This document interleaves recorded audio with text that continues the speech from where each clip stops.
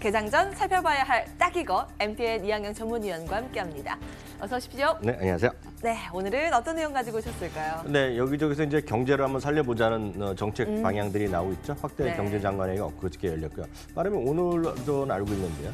이게 신도시 발표되어 있기 때문에 맞아요. 그런 얘기 네. 해보면서 좀 관련된 기업, 저는 현대차 그룹 한번 같이 얘기해보는 시간 갖도록 하겠습니다. 좋습니다. 이게 근데 문재인 정권이 집권된 이후에 처음 갖는 확대 경제장관회의죠? 맞습니다. 엊그저께였죠. 문재인 대통령 집권 이후 첫 확대 경제장관회의가 청와대에서 열렸는데요. 실제 이겁니다. 2019년에는 사람 중심 경제였다 그러면 내년에는요. 국민이 체감할 수 있는 경제라는 큰 타이틀을 달았고요. 예. 소위 소득주도 성장, 일자리 창출 이런 것도 있겠으나 결정적으로는 경제 활력 회복이라는 것이 1순위로 소개됐겠고요. 16개 중점 과제를 발표했는데 그중에 10개가 소위 투자 활성화 관련된 내용이 있다는 것이 큰 틀에 대한 제목이 되겠습니다. 특히 내용 중에서요, SOC, 네. 사회 간접 자본 투자를 대폭 늘리겠다라는 걸 다시 확인했던데요. 네, 맞습니다. 제가 이번에 좀 몇 번 강조를 드렸는데요. 예산에서도 지금 한 4년 만에 네. 처음으로 SOC 부분이 좀 늘어났는데요. 문제는 이제 공공기관뿐만 아니라 민간에서도 많이 해야 되는데요. 예를 들어서 큰 틀에서 보면 이겁니다. 민간 투자가 할 수 있는 것들이 딱 A, B, C, D 이렇게 정해놓은 게 있었는데 이제는 예. 그냥 공공 투자를 모두 다 민간이 할 수 있겠대 이렇게 했다는 크게 이제 민간 투자법을 이제 내년 상반기 내로 일단 개정하겠다는 얘기가 났습니다. 근데 이게 어떤 거냐면 쉽게 얘기해서 수도 있죠, 수도, 예. 전력 이런 것들을 예를 들면 꼭 그런 가능성을 떠나서 법적으로 할 수 있게 만들어주겠다는 거예요. 민간들도 내가 이제 수도를 해서 예, 우리 동네 예. 아파트는 내가 수돗물을 깨끗해서 공급하겠다. 우리 동네는 전기는 내가 공급하겠다. 예를 들어서 그런 것들이 물론 현실적으로 있을지 모르겠으나 그런 것들을 하는 것이 바로 민간 투자법이 되겠고요. 그래서 전체 53개 종류의 시설만 했던 것을 이제 열감법으로 포괄주의 방식으로 전환하겠다는 거 되겠고요.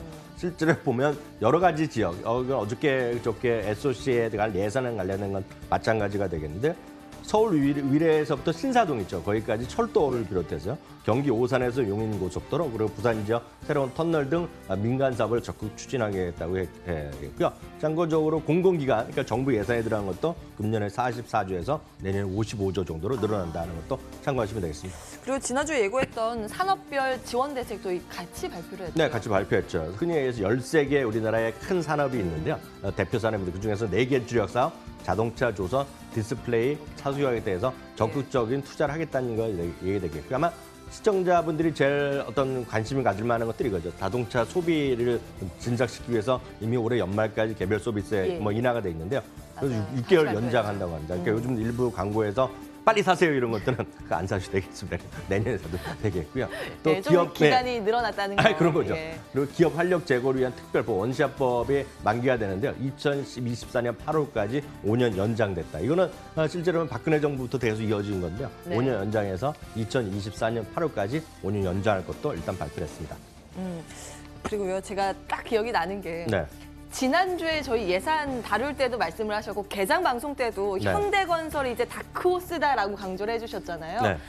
그와 관련해서 삼성동 현대차그룹 GBC 글로벌 비즈니스 센터 네. 승인도 이제 곧 날 것이다라는 기대감 들리고 있는 것 같아요. 네, 이게 사실 말이 많았던 것인데요. 기억하시겠지만 2014년 9월에 정몽구 회장의 통큰 어떤 투자 한 기억이 3조 5천 뭐 정도 얘기했던 걸 10조로 확 쏜 거거든요. 네. 근데 문제는 10조로 샀지만 주가는 아시다시피 반토막 이상 떨어졌다. 그 이후로 좀 힘들었어요. 뭐 엄청나게 떨어졌죠. 지금 뭐 반등해봤자 의미도 없는데요. 네. 이게 이겁니다. 글로벌 비즈니스 센터의 승인이 드디어 내년 1월에 해결될 것으로 일단 방향성이 정해졌어요. 왜냐하면 그동안 국토건설부에서 반대했었는데 그래서 대통령도 모시고 한 자리에서 얘기가 났기 때문에 이제 예. 딴소리하면 진짜 혼나는 거죠. 105층 높이의 빌딩 1개, 35층짜리 호텔, 오피스텔 1개, 그리고 6에서 9층짜리 컨벤션 등등해서 총 5개 빌딩으로 구성되면서 완전히 하나의 랜드마크는 큰 도시가 새로 생긴다, 그쪽에. 예. 일단 이해하시면 되겠고요. 실제로 보면 높이로 보면 105층인 569m인데요. 롯데월드가 123층인데 그보다 높이는 오히려 넘습니다. 우리나라에서 그럼 가장 가장 높은 높은 건 건물이 될 되겠고요. 예정이네요. 총 사업비가 3조 7천억 원에 경제 효과가 265조 원에 120만 일자리. 그러니까 이런 것들이 경제 효과가 기대되고 120만 명 일자리가 창출된다고 하니까 실제로 보면 좀 결국 하게 된 거가 되겠고요. 특히 여기에 민간 기업 투자를 지원 대상하는 것들에 바로 GBC가 포함이 됐습니다. 그렇기 때문에 실제로 어찌되었건 투자를 통해서 경제 활성 효과를 거두겠다는 포석이 이번에 허가에 어떤 됐겠고요. 결국 이것은 현대차 그룹이 그동안 수년 동안 정말 목매달면서 이거 원했던 것이 결국 해결이 됐다라고 전 이해를 하고 있다 이렇게 말씀드릴 수 있겠네요. 네, 이 얘기를 왜 했냐? 네. 시공사가 이제 현대건설로 결정이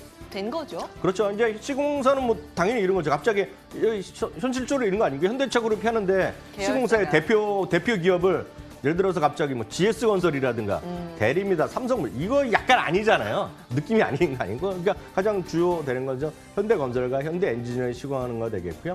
2023년에 완공 목표를 하는 것이 바로 현대건설이 되겠다라고 일단 네네. 이해하시면 되겠습니다. 아, 그러면요. 이 네. 일대, 그러니까 삼성동 일대도 변화가 좀 있지 않을까요? 엄청난 변화가 앞으로 나올 수밖에 없고 사실 너무 많이 변화하기 때문에 이게 상당히 이거 허가에 꺼렸던 건데 지금 보시면 지하철 2호선과 9호선이 삼성역과 봉은사역인가 위쪽에 같이 예. 있잖아요. 여기가 이제 다 엮이는 거 되겠고요. 여기 잘 들어보시면 KTX 있죠. 지금 예. 수서까지 오죠. 수서. 예. 수서 오는 거가 이제 어디까지 오냐면 이제 일단 삼성역까지 다 진행하게 만든다는 거가 되겠고요.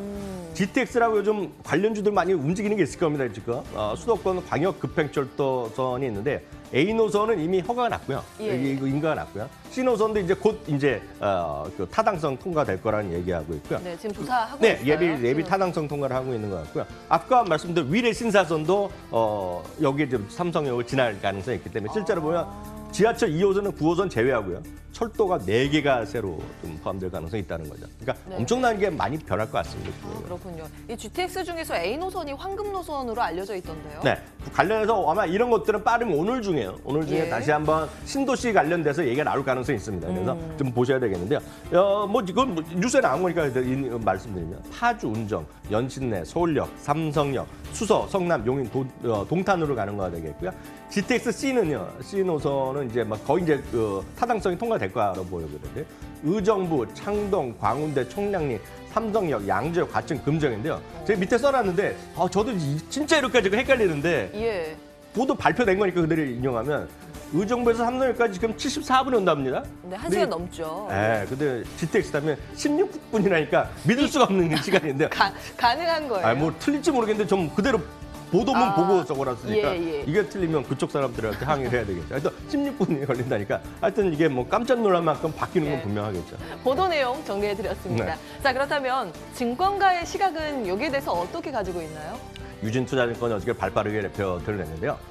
엊그저께 발표된 이 모든 것은 경제 활력을 제고하고 그것은 현대건설에는 큰 사업 기회가 부여된다는 얘기하고 있는데요. 실제로 보면 GBC 착공이에요. 2019년에 매출 이후에 매출에 영향을 미치는 큰 대형 프로젝트라고 보겠고요. 네. 최근 국내 철도 프로젝트 등에도 적극적인 참여가 이미 돼 있기 때문에 현대건설에 대한 목표주가 6만 6천을 유지하면서 일단 매수 수변을 제시하고 있는데 저는 이렇습니다. 다시 한번 현대건설에 대해 의견 말씀드리면 이거 자체 얼마나 돈을 벌지 안 벌지는 제가 그건 잘 모르겠는데요. 중요한 것은 다른 건설사들이 상당히 불화할 것이다. 왜? 이 초대형 프로젝트를 주로 맡아서 하는 거잖아요. 예. 여기 관련돼서 뭐 돈을 좀 벌 수밖에 없겠고 다른 건설사들이 이런 프로젝트 있으면 다 딸 텐데 없으니까 뭐 제가 현대건설은 일단은 긍정적이라는 생각을 갖고 있고요. 결론을 말씀드리면 물론 건설업종의 제일 우량은 지금 GS건설인데요. 일단 현 건설업종의 다크업종이라는 게 뭐 여전히 전 맞다고 보고 있고요. 저는 다른 많은 분들의 의견과 완전히 다른 생각을 하나 갖고 있는 건지 저는 현대차 그룹 있죠. 모든 그룹사에서 탑픽은 전 현대건설이라고. 현대건설. 예, 저는 뭐 현대차보다는 현대건설을 전 개인적으로 만약 두 중에 하나를 사라 그러면 저는 현대차를 살 이유는 저는 없고요. 본산다면 현대건설이 그나마 다코스다라는 생각을 하고 있습니다. 굉장히 직설적으로 말씀을 해주시는데 속이 시원하게 말씀을 해주시네요. 뭐 틀릴 수는 있죠. 틀렸지만 저는 개인적인 의견을 현대차는 뭐 말씀해 별 주시는 관심이 없고요. 예. 그보다 현대차그룹에서 유일하게 제대로 돈 벌 것은 현대건설 같습니다. 제가 보기에는. 알겠습니다. 오늘의 딱이건은 현대건설과 관련된 투자 아이디어를 좀 살펴봤습니다. 이양영 전문위원과 함께했네요. 오늘 말씀 고맙습니다.